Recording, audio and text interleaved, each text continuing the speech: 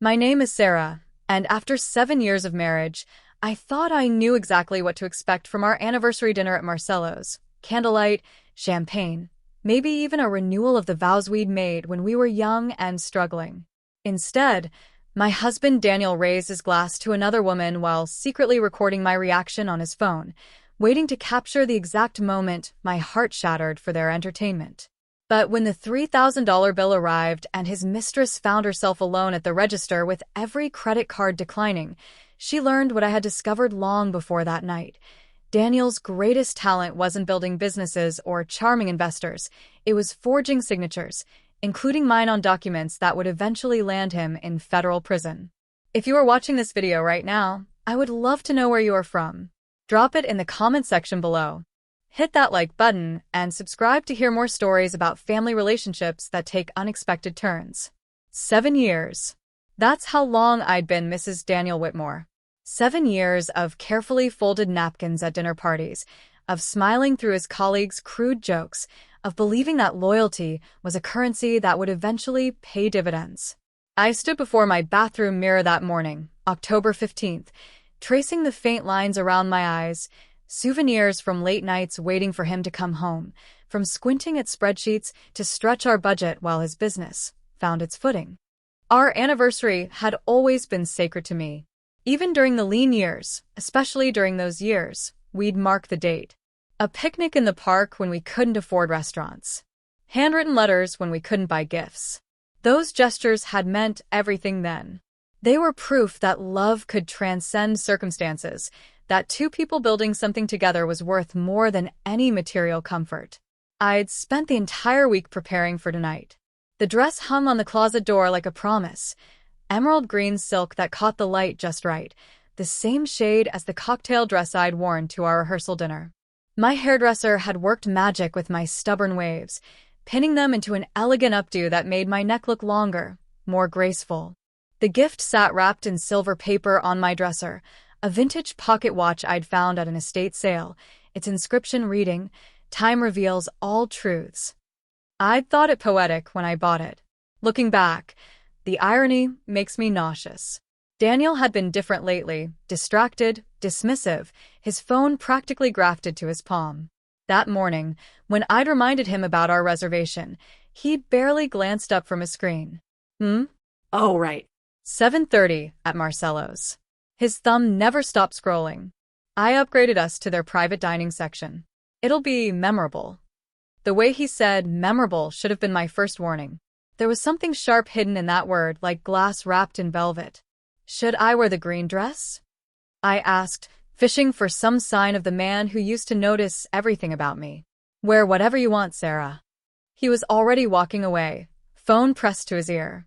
Hey, yeah, it's all set for tonight. She has no idea. I assumed he meant a surprise. Anniversary surprises were Daniel's thing. Or they had been, once upon a time. Year 3, he'd arranged for a string quartet at dinner. Year 5, a weekend getaway to the vineyard where we'd gotten engaged. This would be year 7, and 7 was supposed to be lucky. I spent the afternoon at the salon, letting myself be pampered. The manicurist scanned at my bitten nails, a nervous habit I developed recently, and painted them a deep burgundy. Special occasion? She asked. My anniversary, I said, and the word felt like hope in my mouth.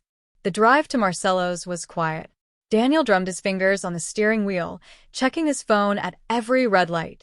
I reached over to touch his hand, and he pulled away to adjust the air conditioning. Nervous? I asked, trying to read his mood. Why would I be nervous? But there was sweat beading at his temple despite the cool October evening. Marcello's was the kind of restaurant where waiters pulled out chairs and water glasses were never empty. The maitre d' recognized Daniel immediately, suspicious, since we rarely ate here anymore. Too expensive, Daniel always said. Business had been slow. Mr. Whitmore, your private section is ready. Both tables as requested. Both tables? My confusion must have shown because Daniel's mouth curved into something that wasn't quite a smile. I thought we might need the extra space. The private section was intimate, dimly lit by candlelight. 2 tables had been pushed together but set separately, place settings for 2 at one, a single setting at the other. I moved toward the couple's setting, but Daniel caught my elbow. Actually, Sarah, you'll be sitting there. He pointed to the single-place setting. Before I could process this bizarre arrangement, I heard the click of heels on marble. A woman emerged from behind the silk curtains separating our section from the main dining room.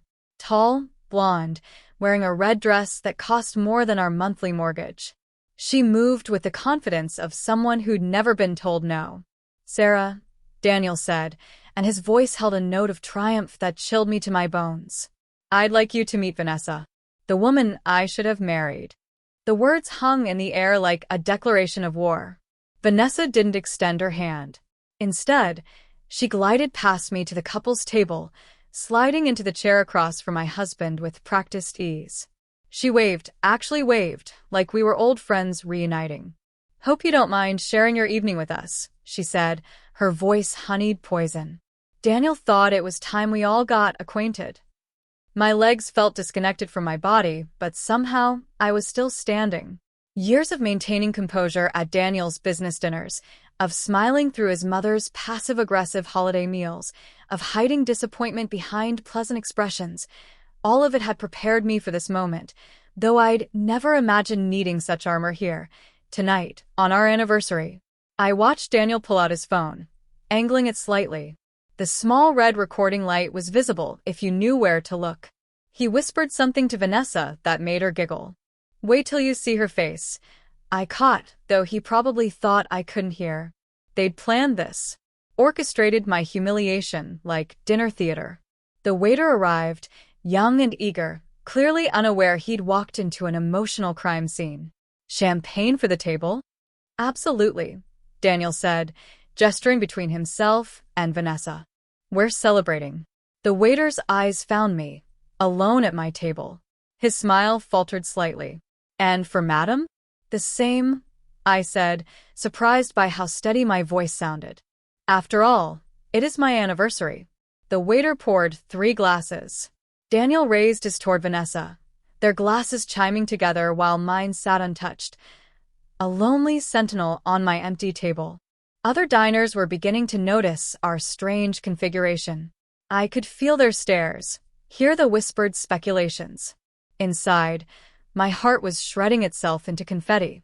7 years of marriage, reduced to a cruel joke. But I'd learned something from all those hostile business dinners, all those times I'd been the only woman in rooms full of men who dismissed me before I even spoke. Sometimes the best revenge is refusing to give them the reaction they're expecting. I placed my napkin in my lap with deliberate care, smoothed it once, twice. My eyes caught the check presenter already sitting on the waiter's station. An idea began to form, delicate as spider silk, but potentially just as strong. "Well," I said, lifting my champagne glass in a solo toast, "here's to memorable evenings." Vanessa wasn't subtle. Her hand found Daniel's arm every few minutes, fingers trailing along his sleeve like she was marking territory. She called him baby loud enough for the adjacent sections to hear, her voice carrying that particular pitch designed to announce possession. The couple at the table nearest to us had stopped pretending to eat, their forks suspended midway to their mouths as they watched our tragedy unfold. "Danny tells me you're quite the homebody," Vanessa said, tilting her head in false sympathy. "It must be so nice, not having ambitions that compete with his." Danny. Nobody called him Danny except his mother and, apparently, his mistress. "I run the financial department at Morrison Tech," I said evenly. "Hardly unemployed." "Oh, I know." She laughed, a tinkling sound like breaking glass. "But Danny says you've been in the same position for, what, for years? Some people are just meant to be stable, dependable, like a good appliance." Daniel smirked into his champagne. They'd rehearsed this too, I realized. Practiced their little double act of degradation. The waiter returned, hovering uncertainly. "Are we ready to order?" "Absolutely," I said before anyone else could speak. I opened the menu, Marcello's leather-bound tome of excess, and felt a strange calm descend. "I'll start with the Ossetra caviar service. The large portion." Daniel's head snapped toward me. "Sarah." "Then the lobster bisque. The one with the Hennessy cream." I continued as if he hadn't spoken. For my entree, the Wagyu beef, medium rare. And please, ask the sommelier to recommend something appropriate. Price is no object tonight. The waiter scribbled frantically. Vanessa's perfectly shaped eyebrows had climbed toward her hairline. If this is my farewell dinner, I said, meeting her gaze directly, I might as well taste luxury. Farewell. Vanessa giggled, but there was uncertainty now. Danny, you didn't tell me she had a sense of humor. Enjoy it while it lasts, Daniel muttered, but his confident facade was cracking. The bill for what I'd just ordered would easily clear $1,000, and I wasn't done. As they ordered, Daniel choosing the mid-price salmon, Vanessa the chicken despite eyeing the lobster. My mind began connecting dots I'd been willfully blind to for months. The late nights at the office that smelled like perfume when he came home. The credit card charges to restaurants I'd never been to. The weekend golf trips, when he'd return without any sun on his face. The business trips that always seemed to fall on dates that had once meant something to us. How long had I been sleeping next to a stranger? Excuse me, I said to the waiter as he passed. Could we have separate checks tonight? I'd like mine prepared in advance. Certainly, madam. Daniel was too busy hand-feeding Vanessa an oyster to notice. The sight should have destroyed me. Instead, I felt like I was watching strangers perform a play I had no interest in finishing. My caviar arrived, glistening black pearls on mother of pearl. I ate slowly, savoring each burst of salt and sea. Vanessa watched me with growing annoyance. This wasn't following their script.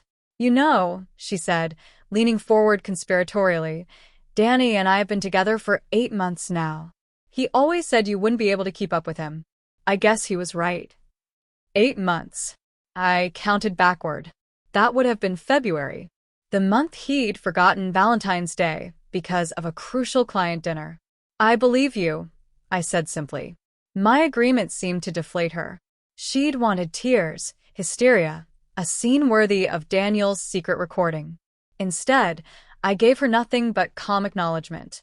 Daniel excused himself to take a call, another performance, probably, to show how important and in demand he was. The moment he was gone, Vanessa's mask shifted, becoming harder, more predatory. We'll be moving into the house next month, she announced. Danny's already started the paperwork. You'll find somewhere else. Women like you always do, scurrying off to some sad little apartment, clinging to your dignity while we live in the home you played housewife in. I set down my spoon very carefully, leaned forward until I could smell her perfume, Chanel No. 5. How predictable. Funny thing about houses, I whispered. Sometimes the keys don't open the same doors anymore. She frowned, confusion flickering across her features. What's that supposed to mean? You'll find out. Daniel returned, sliding back into his chair with the satisfaction of a man who thought he was winning. My entrees arrived, yes, entrees plural. I'd added the Chilean sea base while he was gone, and I attacked them with genuine appetite. There's something liberating about abandoning the pretense of caring what people think. The thing is, Daniel said, apparently unable to resist twisting the knife, I need a partner who matches my ambition. Someone who understands that standing still is the same as moving backward. Like Vanessa, I said helpfully. Exactly. He squeezed her hand. Vanessa has vision. She sees the bigger picture. What she'll see is the bill, I murmured, but only the waiter heard me. He suppressed a smile as he refilled my water glass. The meal continued, each course more absurd than the last. Daniel and Vanessa performed their romance, touches, whispers, shared bites, while I worked my way through enough food to feed a small party. The other diners had given up pretending not to watch. We were dinner theater now, whether Daniel had intended it or not. When the check presenter arrived, I requested a pen from the waiter. On the back of the leather folder, I wrote a brief note. Mr. Whitmore will be handling the entire bill this evening. Please ensure all charges are processed accordingly. S. Whitmore. I slipped Daniel's credit card, the one I'd pulled from his wallet while he was feeding Vanessa, into the folder and handed it back. I think we're done here, I announced, standing with unhurried grace. The napkin fell from my lap to my chair. I didn't pick it up. Daniel was still smirking, probably thinking he'd won something. Running away, Sarah? How predictable. Not running, I said, collecting my purse. Leaving. There's a difference. I walked through the restaurant with my head high, past the staring diners, past the concerned maitre d', past the valet who scrambled to call me a cab. I didn't look back, not even when I heard Vanessa's voice rising in alarm, presumably discovering that Daniel's company credit card, the one he'd been illegally using for personal expenses, had just been charged for a $3,000 dinner. Not my problem anymore. I woke up in my own bed, not the king-size monstrosity Daniel had insisted on, but the queen in the apartment I'd quietly leased 3 months ago when I'd first found lipstick on his collar. Crimson Desire, according to the shade name I'd found when I'd Googled it. Not my color. Never had been. The apartment was small but bright, with windows facing east that caught the morning sun. I'd furnished it slowly, one piece at a time, paying cash from the personal account Daniel didn't know about. Every purchase had felt like an act of rebellion. The reading chair he would have called impractical, the kitchen table for 2 instead of 8, the bathroom painted the pale pink he'd always vetoed. My phone showed 17 missed calls and 32 text messages. I deleted them all without reading, but not before screenshotting everything for my lawyer. Yes, I had a lawyer. Margaret Chen, recommended by a colleague who'd noticed me crying in the parking garage 6 weeks ago. Just in case, I'd told myself then. Now, I bless my paranoid preparation. Over coffee and toast, simple pleasures that tasted like freedom, I let myself replay the previous evening. Not with pain, but with the analytical eye I used for spreadsheets at work. The whole production had been so carefully orchestrated. The restaurant Daniel knew I loved, the private section to contain the humiliation, Vanessa's scripted barbs.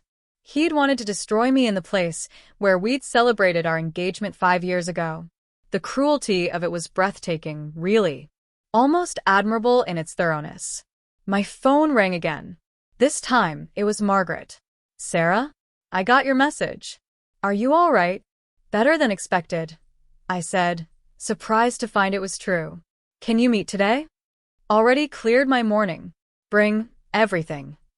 Everything turned out to be 2 bankers' boxes of documents I'd been collecting like a deranged squirrel preparing for winter. Bank statements showing suspicious transfers.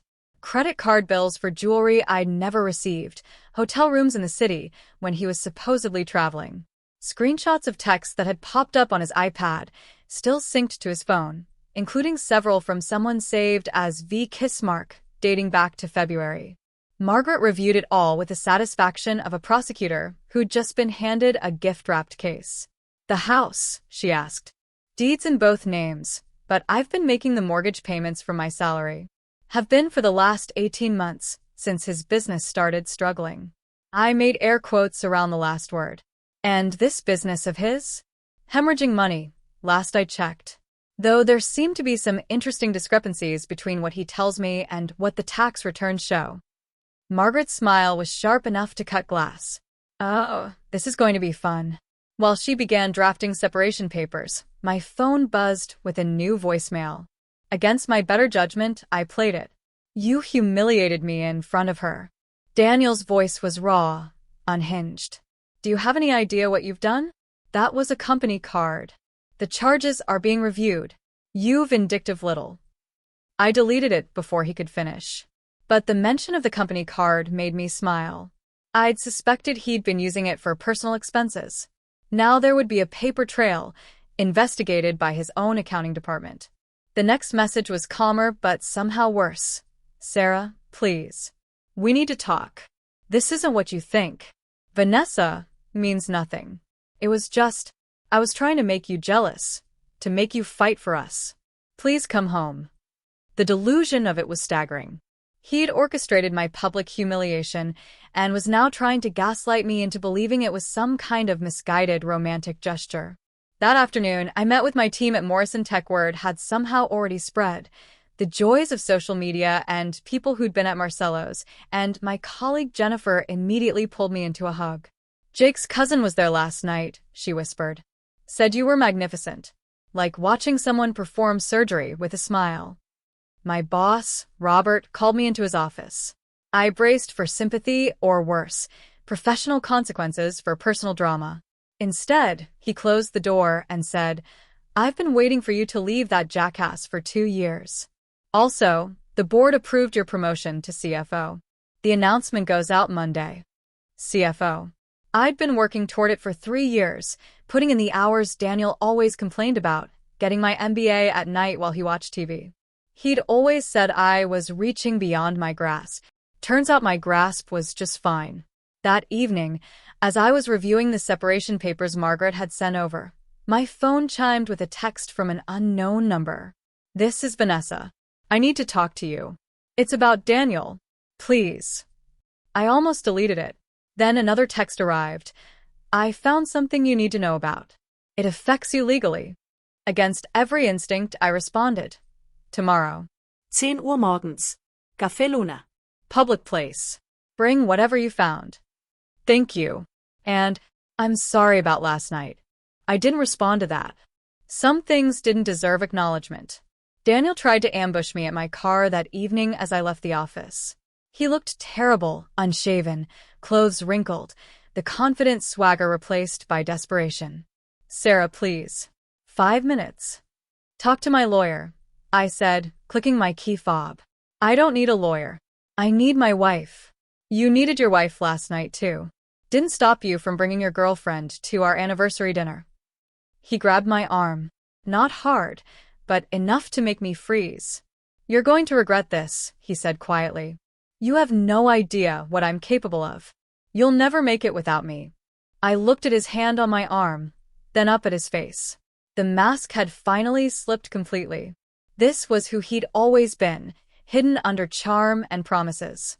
"Funny," I said, pulling free. "That's exactly what I used to tell myself about you." I drove away, leaving him standing in the parking garage. In my rearview mirror, I watched him pull out his phone, probably calling Vanessa, or his mother, or whatever friend would still take his calls after last night's debacle had made the social media rounds. That night, I sat in my small, perfect apartment, wearing pajamas Daniel would have mocked as unsexy, eating ice cream straight from the container, another thing he'd forbidden as undisciplined. My laptop showed 3 emails from headhunters who'd heard about my promotion, 2 interview requests from competitors, and 1 message from a publisher interested in my story. My phone buzzed. "Vanessa again. He's been forging your signature. I have proof." I set down the ice cream very carefully. Tomorrow's meeting had just become much more interesting. The next morning arrived gray and drizzling, matching the gravity of what I was about to learn. I arrived at Café Luna 15 minutes early, choosing a corner table with clear sight lines to both entrances. Old habits from years of managing Daniel's paranoia about business competitors. Vanessa arrived precisely at 10, looking nothing like the confident predator from 2 nights ago. Her designer clothes had been replaced with jeans and a simple sweater. Without the armor of her red dress and perfect makeup, she looked younger, more vulnerable. She clutched a manila envelope like a life preserver. "Thank you for meeting me," she said, sitting down carefully, as if afraid I might change my mind. "You have 2 minutes to convince me not to leave," I said. She pushed the envelope across the table. Inside were photographs of documents, loan applications, a second mortgage on our house, lines of credit. All with my signature. All dated within the last 6 months. All completely fraudulent. "I found these in his home office," she said quietly. "He keeps a file labeled contingencies." I thought it was business stuff until I looked closer. I studied the signatures. Good forgeries, but not perfect. My S had a distinctive loop he'd gotten wrong, and the H in Whitmore was too vertical. Why? I asked, though I was really asking myself. Why would he need to forge these? "Because his business is bankrupt," Vanessa said. "Has been for months. He's been moving money around, keeping up appearances, but it's all about to collapse. These loans are the only thing keeping him afloat. And you knew this?" She had the grace to look ashamed. "I found out last week. After he'd already planned the anniversary dinner. I tried to talk him out of it, but he said you deserved it for not being supportive enough." I laughed, short and bitter. "Supportive? I've been paying our mortgage, our utilities, buying groceries, while he played entrepreneur with money we didn't have. There's more, she said, pulling out her phone. I recorded this yesterday. Daniel's voice filled the space between us. The beauty is, she never reads anything before signing. 7 years of training her to just trust me. The notary owes me a favor. Backdate, no questions asked. By the time she figures it out, I'll have moved the assets offshore. Let her try to get blood from a stone in the divorce. My hands were shaking, not from fear or sadness, but from pure, crystallized rage. The notary, I said. Do you have a name? Brian Hendricks. They went to college together. I pulled out my phone and called Margaret. We need to file fraud charges. Today. While Margaret took down the information, promising to contact the authorities immediately, Vanessa sat quietly, tears sliding down her cheeks. I'm such an idiot, she whispered. He told me you were cold, calculating, that you trapped him in a loveless marriage. I thought I was saving him. You thought you were trading up? I corrected, but without heat. She was young, maybe 25. Daniel had always liked them young and impressionable. Let me guess, he promised you a life of luxury? The house, the cars, the social status. She nodded miserably. Last night, after you left, his card was declined. All of them were declined. The restaurant manager threatened to call the police. I had to pay with my emergency credit card. $3,000. And Daniel left me there. Said he had to deal with the situation you'd created. I had to Uber home. Despite everything, I felt a flicker of sympathy. She'd been another victim of Daniel's elaborate fictions, just a different kind. What are you going to do? I asked. Leave. Tonight. My sister lives in Portland. She said I could stay with her while I figure things out. She paused. What about you? I'm going to bury him, I said simply. Legally speaking. That afternoon, the avalanche began. Margaret filed the fraud charges. The bank froze the accounts with forged documents. Daniel's company launched an internal investigation into his credit card use. By evening, he was served with a restraining order preventing him from coming within 500 feet of me or my workplace. He called from a blocked number that night, voice slurred with alcohol or desperation. You've destroyed everything. My reputation, my business, my life. Are you happy now? I'm not anything, I said. I'm just done. This isn't over. Yes, Daniel. It is. I hung up and blocked the number. Then I did something I hadn't done in years. I called my mother. Sarah? It's so late. Is everything okay? No, I said, and for the first time in 72 hours, I cried. But it will be. The envelope Vanessa slid across the cafe table the next morning was thick enough to be a weapon. Inside, I found photographs that made my blood run cold. Loan documents, a second mortgage rider on our house, personal guarantee lines of credit, all bearing my forged signature, all notarized by the same Brian Hendricks whose name Vanessa had given me yesterday. He kept these in a binder labeled contingencies, Vanessa said, her voice barely above a whisper. I took photos while he was in the shower. There's more, receipts, text messages, even a timeline of when he planned to file for divorce and claim abandonment. My first instinct was suspicion. This woman had participated in my public humiliation just 3 days ago. Now she wanted to play ally? You were part of this, I said, my voice measured but firm. You sat there, laughing while he tried to destroy me. You don't get my trust for free. She nodded, tears threatening but not falling. I'm not here for forgiveness. I'm here because he used me to. That dinner? He told me you knew about us, that you'd agreed to a civilized discussion about separating. I only learned the truth when I saw the horror on your face. And you continued the performance anyway. I was already in too deep. He'd been paying my rent, told me we'd be married by Christmas. I believed him. She laughed bitterly. I was an idiot, but I'm not evil.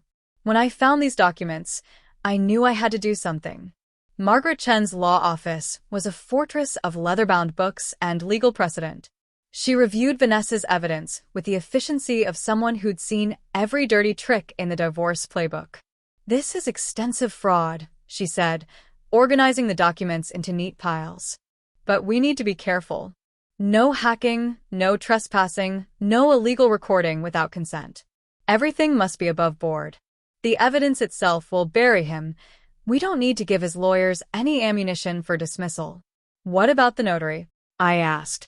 "I'll request all documents he's notarized in the last year. If he backdated these, there will be inconsistencies. Security footage from the bank, timestamp data from the electronic filings. Fraudsters always leave breadcrumbs." That afternoon, we tracked down Priya Patel, Daniel's former CFO, who'd resigned abruptly 2 months ago. She agreed to meet us in a conference room at Margaret's firm, arriving with her own box of documents. "I've been waiting for this call," she said, spreading color-coded spreadsheets across the table. "Daniel had me padding expenses, moving money between shell companies. Here, Marble Fox Consulting, Apex Solutions, Meridian Ventures. All fake, all billing his company for services never rendered." She pointed to a series of transfers highlighted in yellow. "These are marked V, Apt, Advance, and Private Ring. The apartment deposits were real, but the ring..." She looked at Vanessa. "Did you ever receive an engagement ring?" Vanessa's face went pale. "He said he was having it custom designed. There's $30,000 allocated for it. The money went to an offshore account in the Caymans." The scope of Daniel's deception was staggering. He hadn't just cheated on me. He'd built an entire financial house of cards, with forgery as the foundation and fraud as the frame. Margaret contacted the lender about the second mortgage. Within hours, we had our smoking gun. The notary who'd supposedly witnessed my signature had also notarized Priya's exit paperwork on the same day at the same time in 2 different locations. "Physical impossibility," Margaret said with satisfaction. "Unless Mr. Hendricks has mastered bilocation, he's looking at perjury charges." Meanwhile, Daniel was launching his own offensive. That evening, a group text went out to our entire social circle. "Friends, I need your prayers. Sarah has had some kind of breakdown. She's making wild accusations, consorting with unstable individuals, trying to destroy my reputation out of jealousy. I'm concerned for her mental health and safety." Attached was the cropped video from the restaurant, showing only me leaving alone, edited to make it look like I'd stormed out of a normal dinner. My phone exploded with messages, some concerned, some judgmental, all invasive. I crafted a single response. The full security footage from Marcello's is available through my attorney, along with witness statements from staff.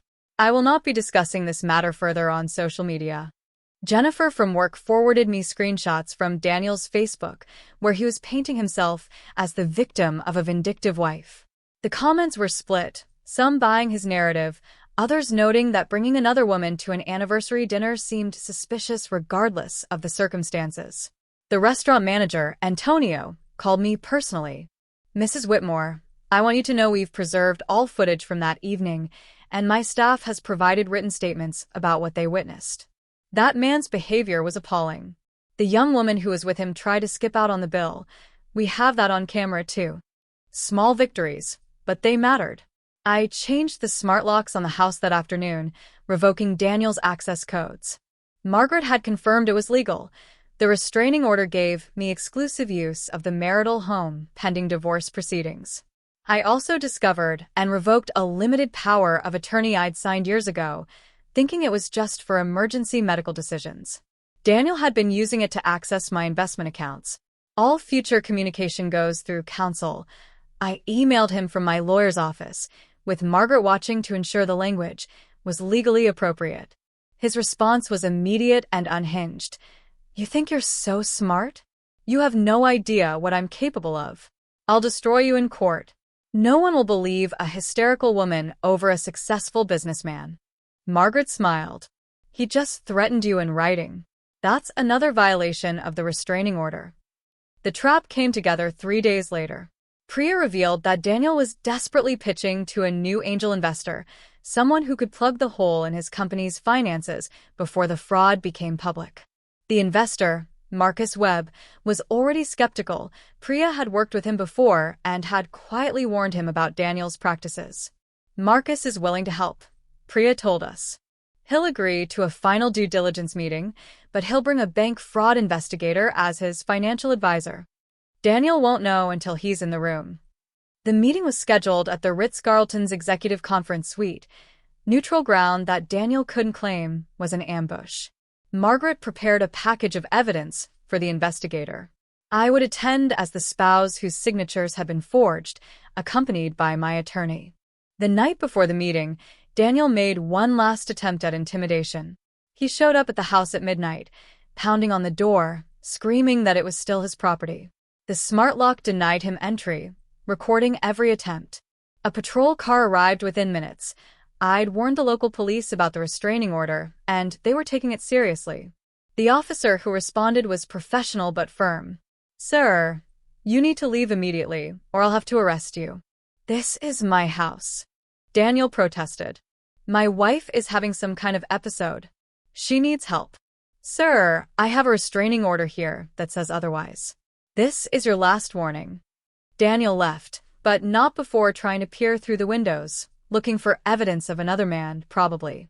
He couldn't conceive that I might choose to be alone rather than with him. The next morning, I dressed carefully for the meeting.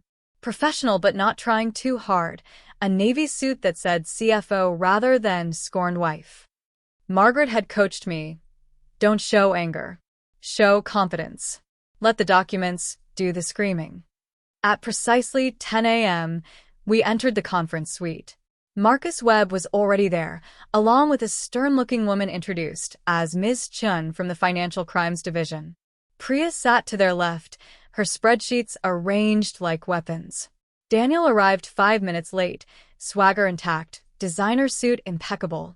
The confidence lasted exactly until he saw who was in the room. "What is this?" He looked at Marcus. "I thought this was a private investment discussion."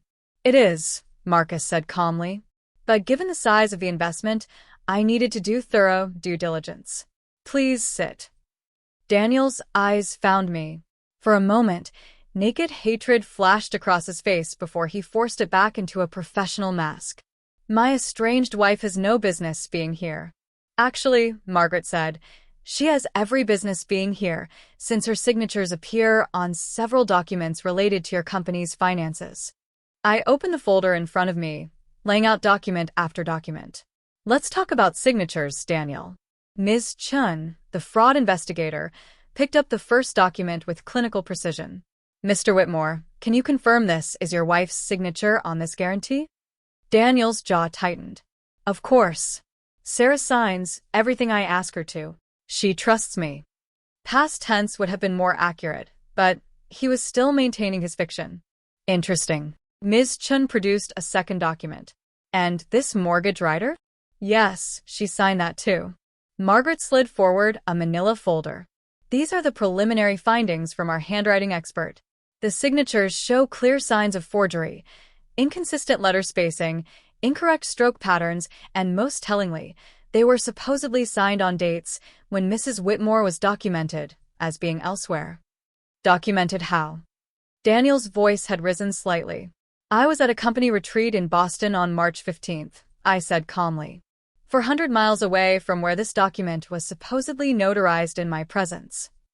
Priya pulled out her laptop. "I have the corporate credit card records showing Mrs. Whitmore's hotel charges, conference registration, and flight records for those dates." The investigator made notes. "Mr. Hendricks, the notary, claims he witnessed these signatures in person. That's a felony if false." Daniel's phone buzzed. He grabbed for it, but Marcus held up a hand. "We're in a meeting, Daniel. It can wait." But Vanessa's timing was perfect. She'd been waiting in the lobby, and now she entered with hotel security. She was still technically a guest at the Ritz, where Daniel had been keeping her. "I'm sorry to interrupt," she said, not looking sorry at all. "But I thought you should hear this." She pulled out her phone and played a voice memo. Daniel's voice filled the room, cocky and careless. "She never reads anything. Signatures are easy. Brian owes me from that DUI I helped him with. A little backdating, who's going to know? By the time Sarah figures it out, I'll have moved everything offshore. That's a deep fake. Daniel stood, his chair scraping against the floor. This is all fabricated. Ms. Chin examined the phone. The metadata shows this was recorded 3 weeks ago at 11:47 p.m. The GPS coordinates match. She looked at Vanessa. Your apartment. Vanessa nodded. He liked to brag after wine. I started recording after I found the forged documents. Marcus Webb slowly folded the investment term sheet he'd brought. I think we're done here. He looked at his assistant. Email the team. We're passing on this opportunity and flagging it as high risk to other investors. Daniel's phone hadn't stopped buzzing. When he finally looked at it, his face went white. The company's board was calling an emergency meeting. 2 major clients had already pulled their contracts. The house of cards was collapsing in real time. You did this, he snarled at me. You vindictive bitch. No, I said, standing to leave. You did this. I'm just refusing to be your collateral damage. Priya opened her laptop again, projecting a spreadsheet onto the conference room screen. While we're all here, let's discuss Marble Fox Consulting. She highlighted a series of transactions. A shell company that billed your firm $500,000 for services that were never rendered. The bank account traces back to you personally, Daniel. The investigators' typing intensified. That's wire fraud. Interstate commerce makes it federal. There's more, Priya continued, her voice steady but damning. Investor funds diverted to personal expenses. Securities fraud. Tax evasion through fake deductions. A knock at the door interrupted her presentation. A sheriff's deputy entered with another manila envelope. Daniel Whitmore? Daniel nodded mutely. You're being served. Amended fraud charges and violation of restraining order from last night's incident. Daniel looked around the room like a trapped animal. His eyes landed on Vanessa. You were part of this. Vanessa stood straighter. You told me she was crazy. Unstable. Then I watched you forge her signature while laughing about how stupid she was for trusting you. She's not the unstable one, Daniel. And my involvement?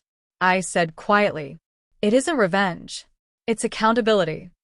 Marcus Webb turned to me with something like admiration. Mrs. Whitmore, I heard about your promotion to CFO. If you ever want to discuss opportunities in venture capital, please call me. He handed me his card. I respect people who can maintain composure under pressure. Daniel grabbed his briefcase, trying to salvage some dignity. But Ms. Chin stopped him at the door. Mr. Whitmore, you'll be hearing from the FBI's white-collar crime division. I wouldn't leave town. That evening, I had scheduled what seemed like cosmic justice, a charity networking mixer at Marcello's, in the same private section where my humiliation had been staged.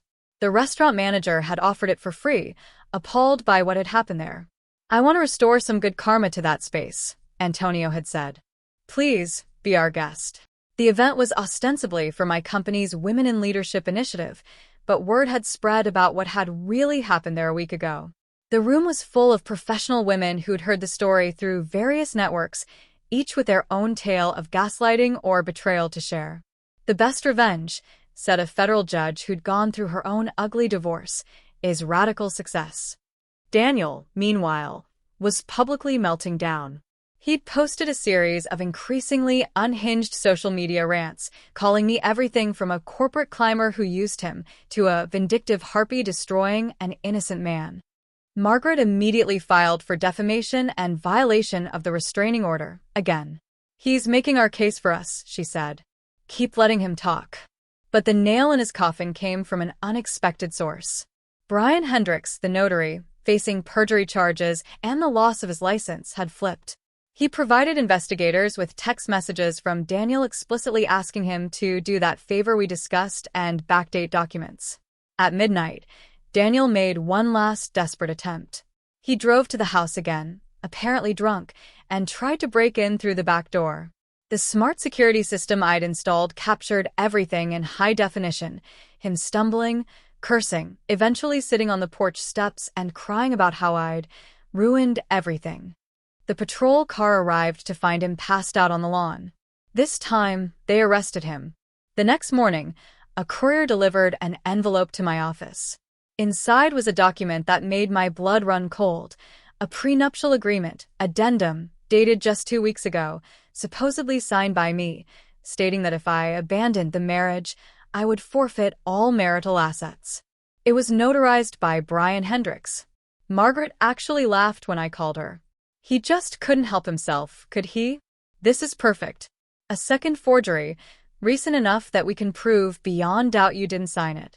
He's handed us a smoking gun. The courtroom was packed for the hearing 6 weeks later. Daniel's crimes had become something of a cause célèbre in legal circles, a textbook case of financial fraud wrapped in a marriage dissolution. Margaret had made sure we got Judge Patricia Harmon, known for her lack of patience with financial manipulation in divorce proceedings. Your Honor, Margaret began, laying out our case with surgical precision. We have here a pattern of forgery, fraud, and financial abuse spanning multiple years. Mr. Whitmore didn't just betray his marriage vows. He committed multiple felonies in an attempt to strip my client of assets she had largely paid for herself. The handwriting expert testified first, demonstrating with overlays and computer analysis how the signatures were forged. The variation in pen pressure, the mechanical consistency that real signatures never have, the subtle tells that Daniel had traced rather than written. Then came Brian Hendricks, looking diminished in his ill-fitting suit. Mr. Whitmore asked me to notarize documents without Mrs. Whitmore present, he admitted, voice barely audible. He said she'd already signed them, that it was just a formality. He helped me with a legal problem last year. I felt I owed him. So, you committed perjury? Judge Harmon's voice was ice. Yes, Your Honor. I'm prepared to face the consequences. The restaurant staff testified next. Antonio, the manager, was particularly effective. Mrs. Whitmore conducted herself with complete dignity despite the cruel situation.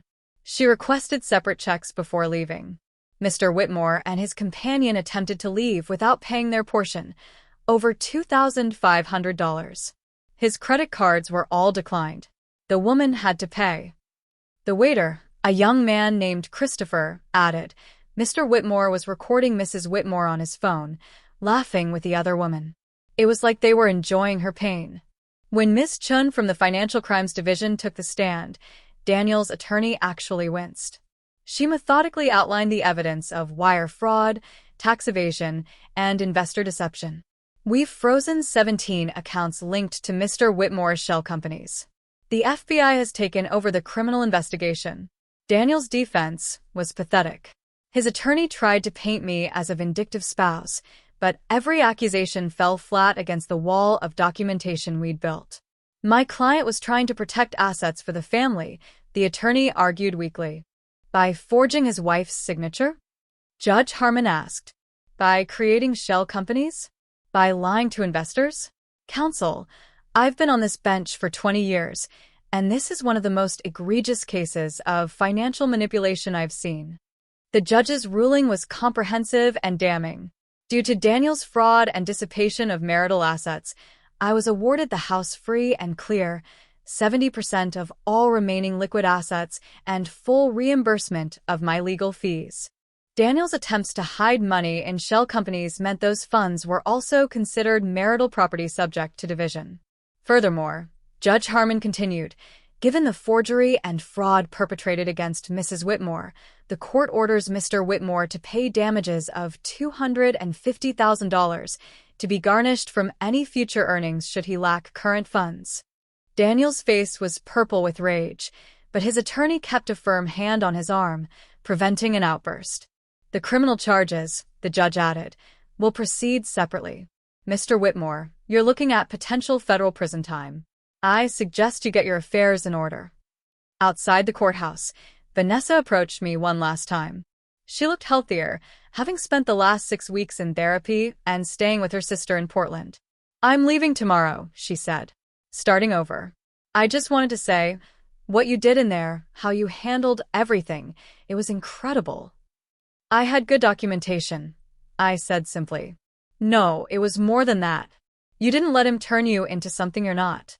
You stayed yourself. She paused. I would have gone scorched earth. You went surgical. It's why you won. We both won, I corrected. We got away from him. She nodded, tears in her eyes, and walked away. I never saw her again, though I heard through Margaret that she'd testified honestly in Daniel's criminal trial and received immunity for her cooperation. That trial, 3 months later, was anticlimactic. With the evidence overwhelming and his co-conspirators all flipped, Daniel pled guilty to 3 counts of wire fraud and 2 counts of forgery. He was sentenced to 18 months in federal prison and 5 years of probation. The IRS additionally pursued him for tax evasion, adding massive fines to his mounting debt. During this time, Priya and I had launched something unexpected: weekend workshops on financial literacy for women. Reading the fine print, protecting your assets, became our signature session. We taught women how to read loan documents, spot red flags in financial relationships, and maintain financial independence within marriage. The first workshop had 12 attendees. By the 6th month, we were booking hotel conference rooms and had a waiting list of 200. Priya handled the technical side while I shared my story as a cautionary tale and inspiration. The biggest lie I believed, I would tell each group, was that trusting your spouse meant blind faith. Trust but verify isn't cynical, it's self-preservation. 6 months after the divorce was finalized, I received a letter from Daniel in prison. No envelope had ever felt more toxic in my hands. Against my better judgment, I read it. Sarah, I know you hate me, and you have every right. I'm writing to tell you that I understand now what I did. The therapy here isn't optional, and for the first time, I'm seeing myself clearly. I was a narcissist, a liar, and a thief. I destroyed the best thing in my life because I couldn't stand that you were becoming successful without my help. I don't expect forgiveness. I don't deserve it. I just wanted you to know that I know what I lost. You were never the problem. I was. I'm sorry for the anniversary dinner. That was cruel beyond words. Vanessa told the truth. I planned it to humiliate you because you were getting that promotion and I was failing. I couldn't stand you succeeding while I floundered. Be well. Be happy. Be everything I tried to stop you from becoming. Daniel. I read it twice, then filed it in a box marked evidence without responding. Closure isn't always a conversation. Sometimes it's silence. A year later, I was having dinner at Marcello's, at the same table where my marriage had ended, but this time with my team from work, celebrating another successful quarter. Antonio stopped by personally to congratulate me on the CFO role and the recent Forbes article about women in finance that had featured my story.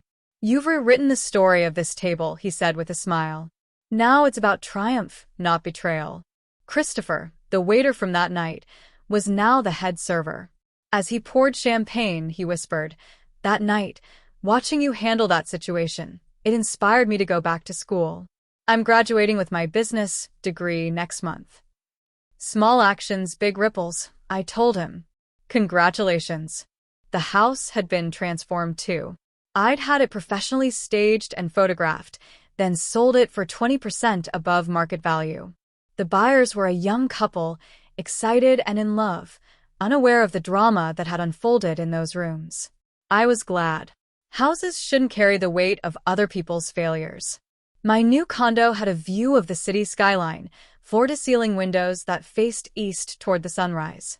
Every morning, I had coffee while watching the city wake up, a ritual of peace I'd never been able to have in my marriage. The financial literacy workshops had evolved into a nonprofit. We'd helped over 500 women identify financial red flags, escape abusive financial relationships, or simply take control of their own money. One woman discovered her husband had taken out $100,000 in credit cards in her name. Another found out her signature had been forged on a business loan. Each story reinforced why this work mattered.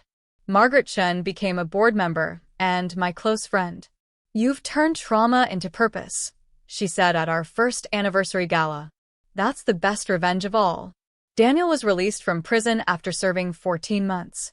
He moved to another state, last I heard, working as a bookkeeper for his brother's construction company. The irony wasn't lost on me. The man who'd built financial houses of cards was now keeping legitimate books for someone else. Vanessa sent a card on the second anniversary of that dinner. Just a simple note. Thriving in Portland. Thank you for showing me what strength looks like. 3 years after that anniversary dinner, I was invited to speak at a national conference on financial fraud prevention. As I stood at the podium, looking out at an audience of 2,000 people, I thought about that night at Marcello's. How Daniel had tried to script my humiliation, to make me small, to punish me for growing beyond his control. The person who tries to diminish you, I told the audience, is telling you everything you need to know about their character and nothing about your worth.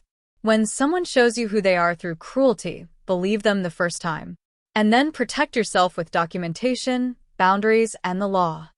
The presentation ended with a standing ovation. Afterward, a young woman approached me, tears in her eyes. My husband brought his girlfriend to my birthday dinner last week. Told me I needed to accept her if I wanted to stay married. I didn't know what to do until I heard you speak. I handed her Margaret's card. You don't have to accept anything that diminishes you. Ever. That evening, I returned to my condo, to my peaceful sunset view, to my life rebuilt on my own terms. On my coffee table sat the vintage pocket watch I'd bought for Daniel all those years ago. Time reveals all truths. I'd kept it as a reminder that sometimes the gift you mean to give someone else is really meant for you.